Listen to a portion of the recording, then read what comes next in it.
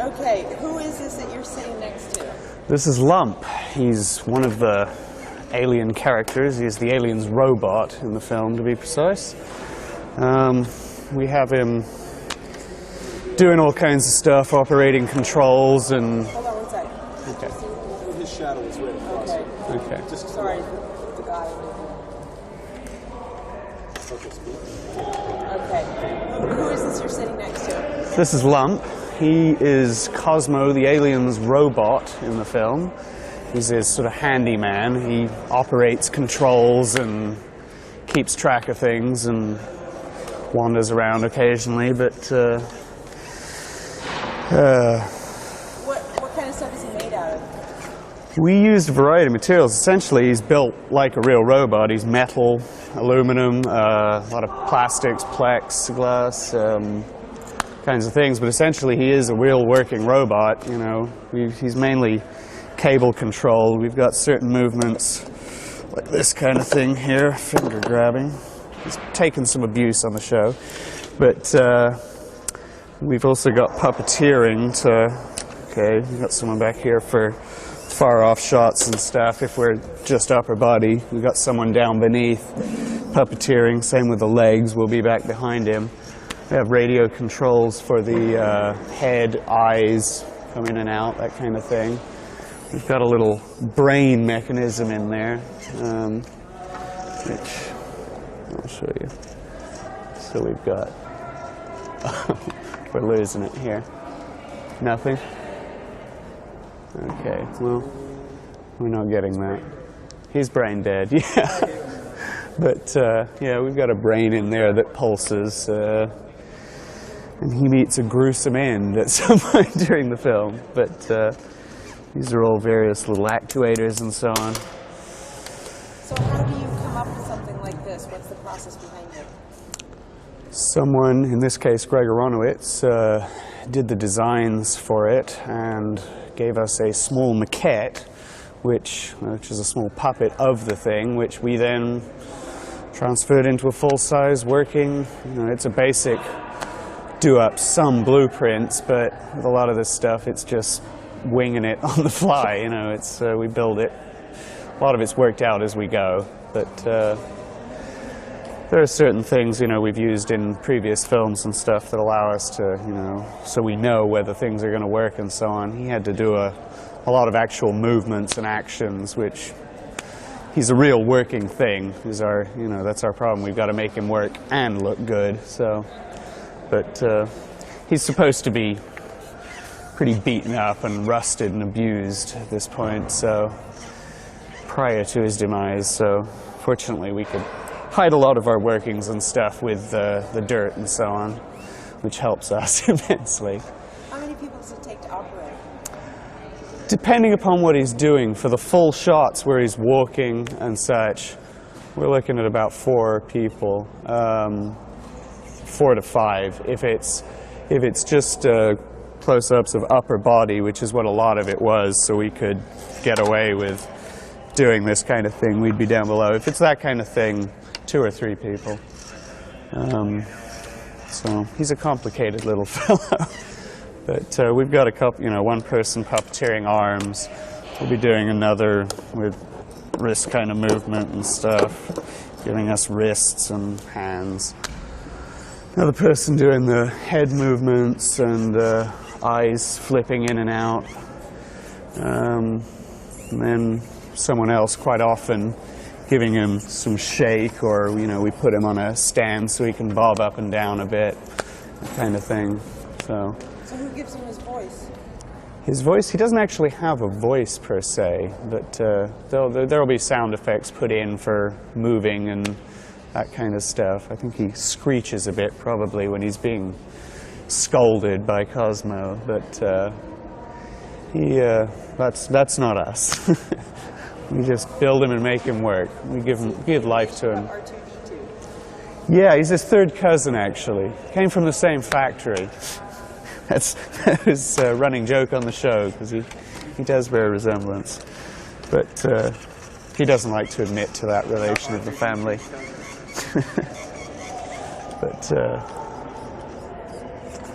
And there we have it. That I forgot that you would know that I don't know.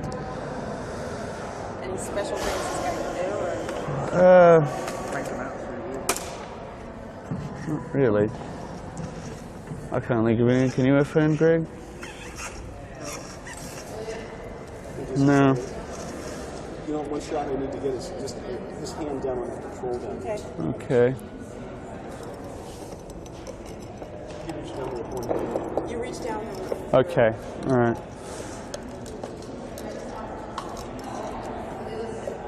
maybe we can get a shot of right behind there. Okay. And this guy's hands over here. Yeah, can you just move the...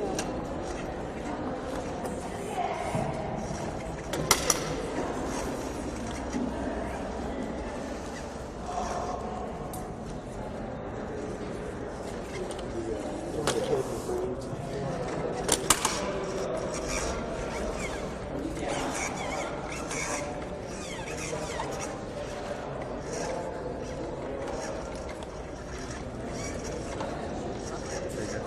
and brain.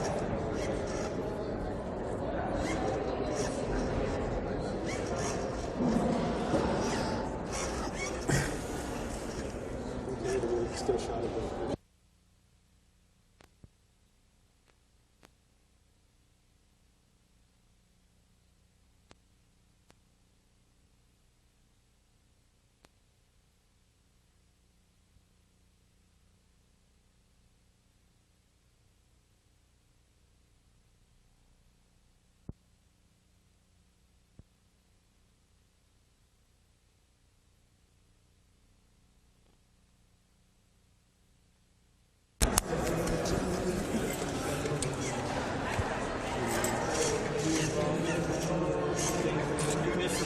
She likes that movie. She likes Love better.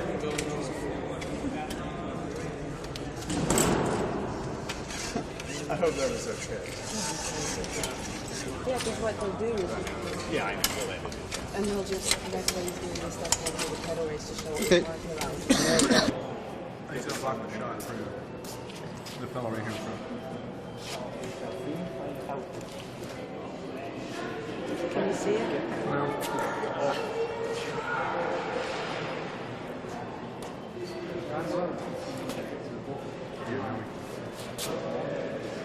It'll be a big help. But make a hole in thing.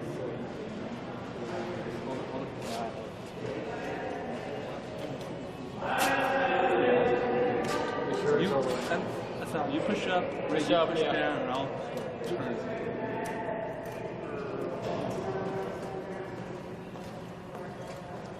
Shit went probably in.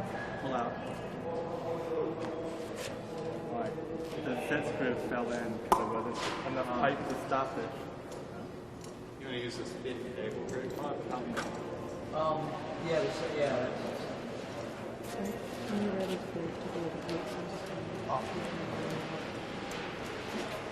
Okay, you guys, we're getting close to picture, so I just want to remind everyone that this is an echo chamber. So when we're rolling, even like your feet or a bolt dropping or something, anything like that is going to ruin the tape.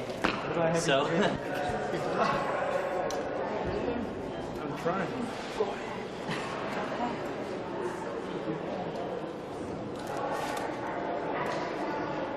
We're gonna have to make some kind of access hole or something. How about Because if it's that little green, it's just like this. Does it feel like a donut?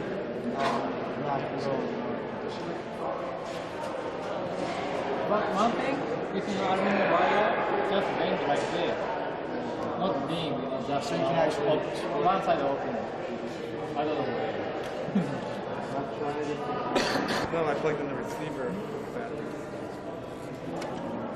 Because it was almost impossible to get this in afterwards.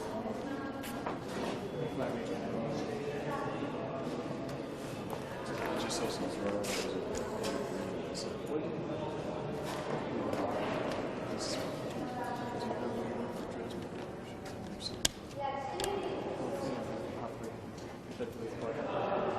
Maybe we can't get that.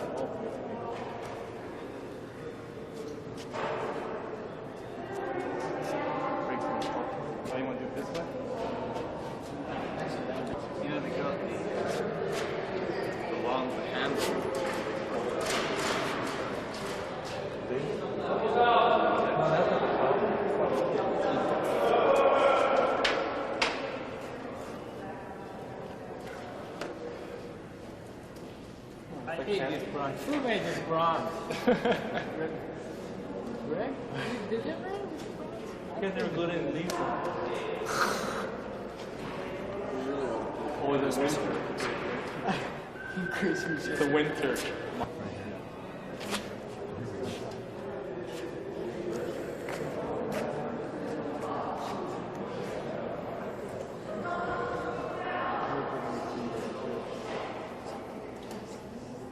No switch? Why no switch? John never put switches on anything. And every time you cut the plug off, it cuts it right off the plug. It's not useful.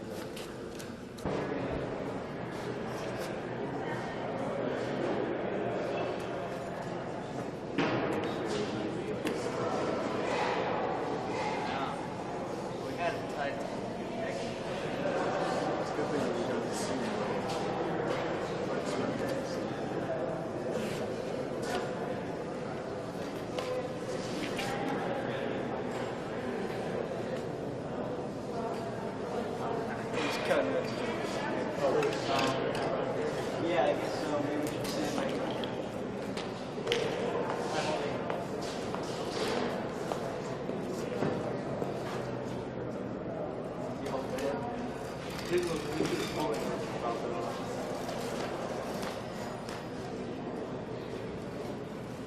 faster.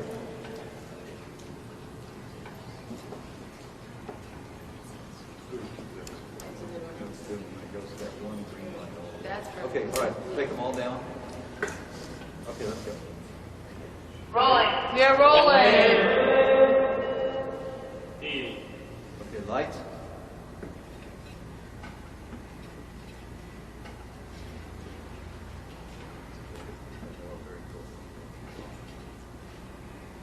Okay, all up. Now to stop. Okay, hold it right there. Okay, now let's bring in Seth. Let's bring in the cart.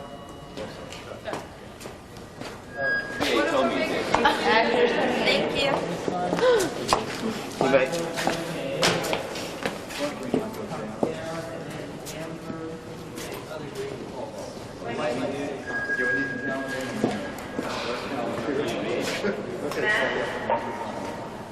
See? Go for Matt.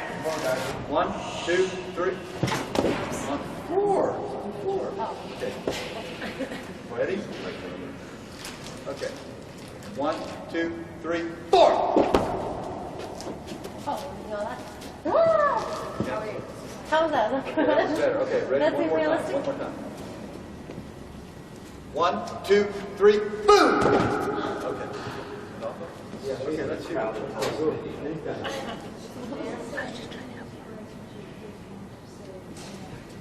Didn't I say? Didn't I say Dan and then Jesus Christ? Yes, you did. I think it works. I'm pretty sure. We're going to do close-ups and everything too, so okay, let's do it. Okay, ready? Pictures up. Stand back, please. Quiet. Pictures up. Very quiet, everyone. Ready? Okay. Everybody in position? Rolling. Rolling! Rolling.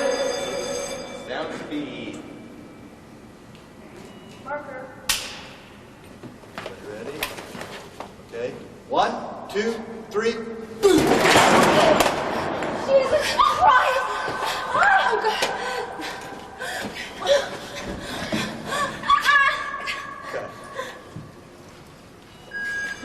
It's the director!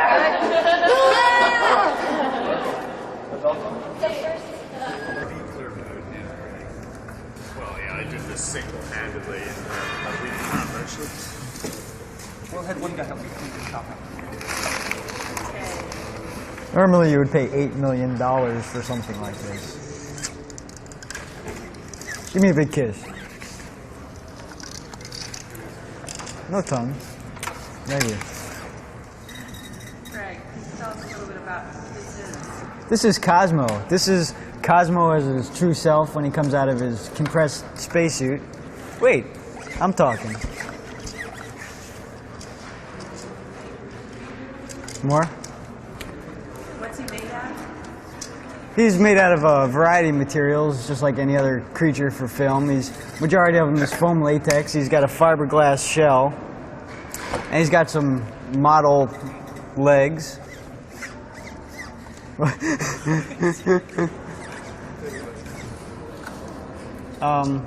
What else? Inside he's got a variety of mechanical armatures, and we didn't want to be limited to any one thing, so we're using all kinds of stuff. We got a radio-controlled head, and we got a cable-controlled neck. We have a little... He's a bad guy sometimes. Got a little bit of old-fashioned marionetting up on top there, but that's a secret, so don't put that part in there. And we have a little bit of rod rigs to make his feet walk.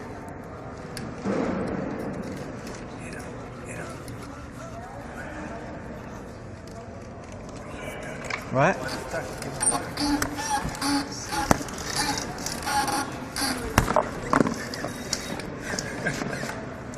What else? How long did it take to make something like that? Believe it or not, we made it last night. You can take that one to the bank. Are we ready? We're doing interviews. Yeah. Okay.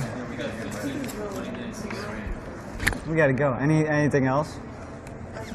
That's it. That's all.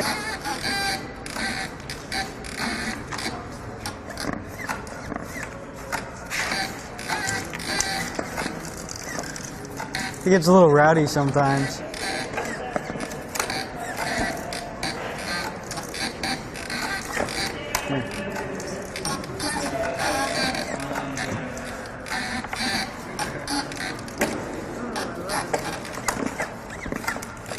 Brush your teeth.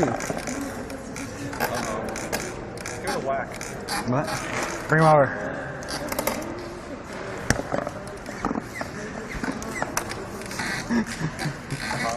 Try and look smooth. You're on camera.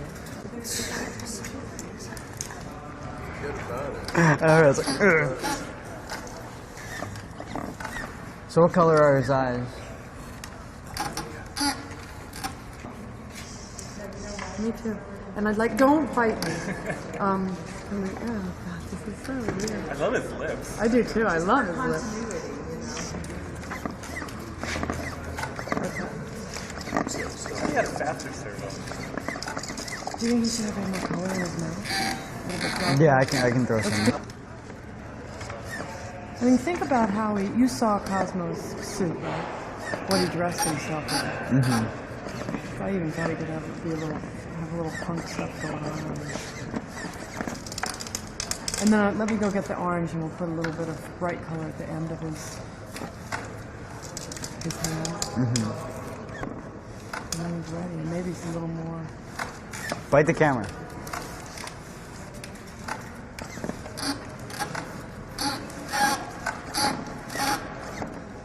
Kind of neat though. I like him a lot. For $3, you can't beat that.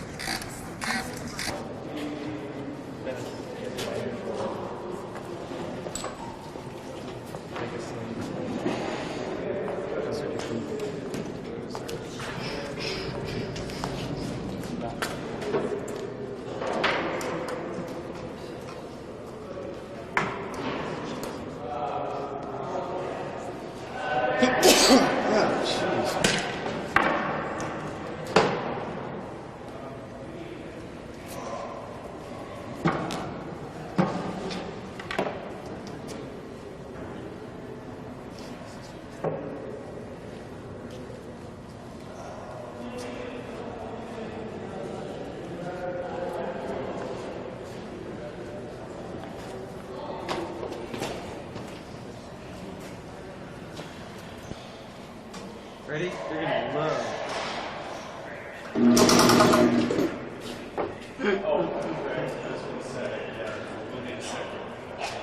I guess so.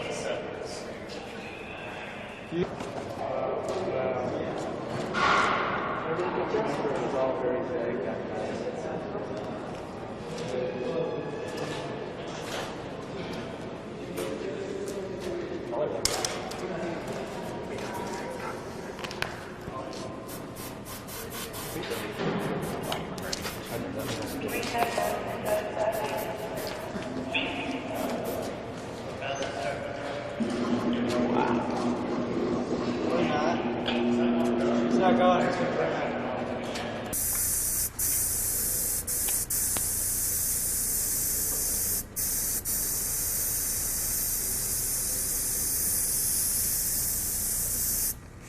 Say when you say what I'm doing. Oh, yeah. Not now. Balloon rubber ink. I think we have a break in here. Oh, we have a break. So we're putting some final touches. Does this interfere? No, it's fine. We're putting some final touches on the amorphous Cosmo here. Painting his eyes. One thing we did with this creature was stay in close touch with the director, Ted, and the production designer, Cecily. And we worked out the design and the color scheme and made my job real easy.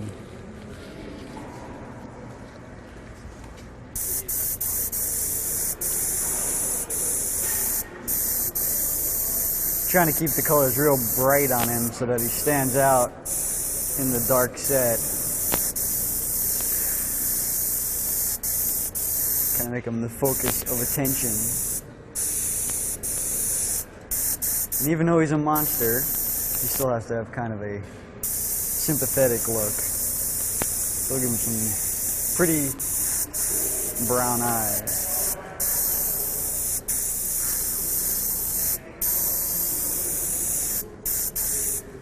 Pretty boring, huh? Try doing this every day of your life, see what that does to you, man. Well, we'll put a medium tone in, and then a darker one. The big question on this production is, when will Charlie give the approval for the new model kits?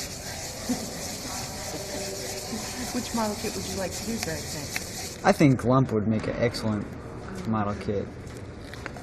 Cosmo too. I think they should be a double set, you know, package deal.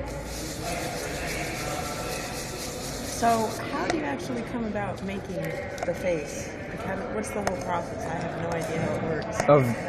Of coming up with that. What do you go through? Well, first we come up with the design, and like I said, we talk to the director and the production designer, and we come up with a concept, and then we do a series of drawings, and then we go into a clay sculpture that gives you the basic form. And that goes through a series of molds and coring to come up with this skin. And inside the skin we put a series of animatronics, which are servos and cables and things to articulate it. And when they're all put together and function, you get this. Intercut to moving head.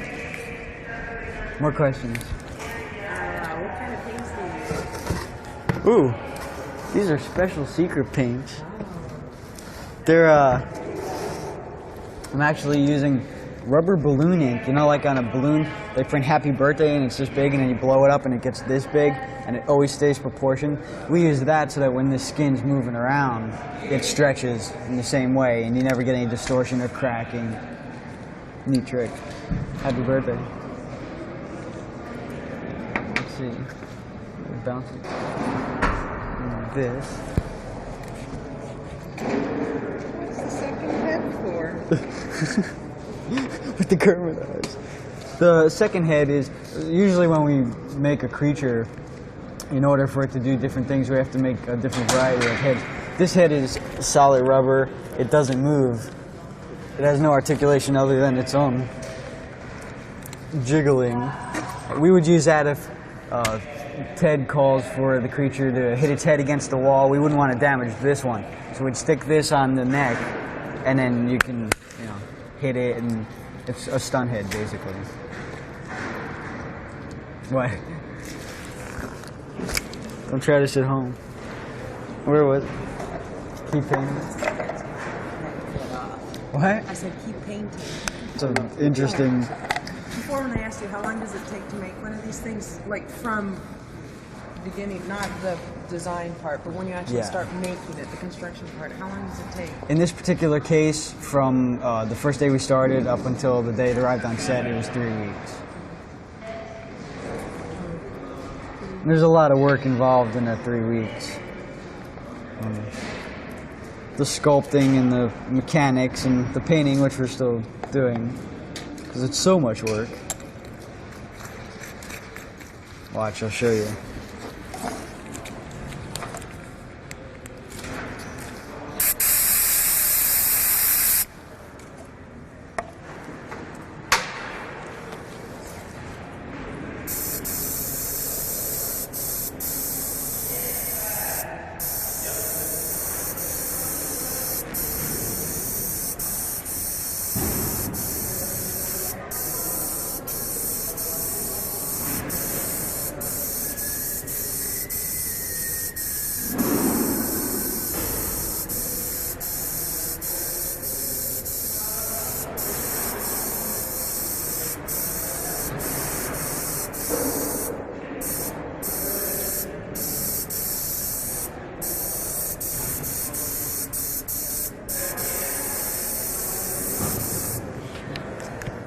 So here's a concept.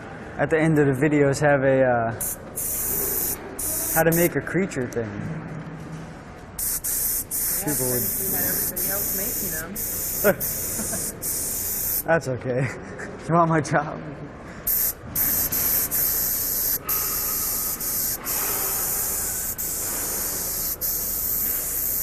So do you think he's a good guy or a bad guy? Well, I think he's schizophrenic. When he gets upset and he's got women on his mind, he's a bit of a, you know, he's on the edge. But I think overall he's a good guy. He's just, you know, looking for a friend. So, and Lump, you know how robots are. They're not boring conversation.